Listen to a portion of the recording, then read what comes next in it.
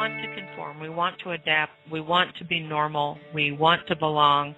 And so we grow up doing our best to fit in and adapt. And, of course, some of us can't do that. A lot of the people that are wanderers, a lot of the people that the raw material speaks to, never were able to adapt a moment in their whole lives. And so they were always on the outside looking in and never felt at all comfortable with the crowd. But there was that wish that it could be easy, that we could fit in. And you see, all of this is talking about the surface of life.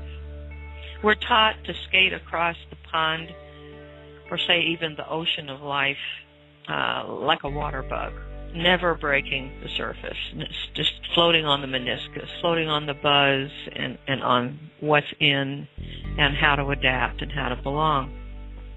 So when you attempt to see the world as a hall of mirrors and to get the world to speak to you in a way that indicates that you're a responsible human being that is attentive to the present moment and that is really attempting to work life like the game it is, to go not just a little below the surface but deeply below the surface, so that you can move into finding out who you really are. You're going against all the intuitions that you've been taught since childhood. And a lot of people get stuck right there. It's just like, I can't do this. I don't see it. Most of all, once we have decided that we are going to adapt, we play a role. We wear a mask. We're the good person. We always do the right thing. We've got rules. We can show them to you. It's the Ten Commandments.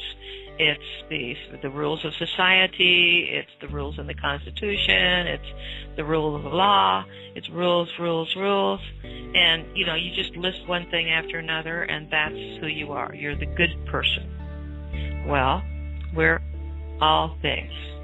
The law of one says we are all things, all feelings, all emotions. We are everything that there is, because there is only one thing, and that is the Creator. We're all part of the Creator. And that's true. You see, we have a brain with our head. We have a brain with our heart. The brain in our head is called the brain. The brain in our heart tends to be called things like intuition or mysticism or something like that. But actually, I like to call it the biocomputer, brain, and consciousness. Now, each of our biocomputers is different. Consciousness is one.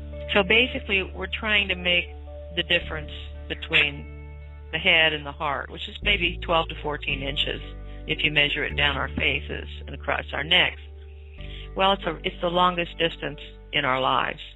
When we get into the consciousness of the heart, we realize that we are all one and that we are all Creator.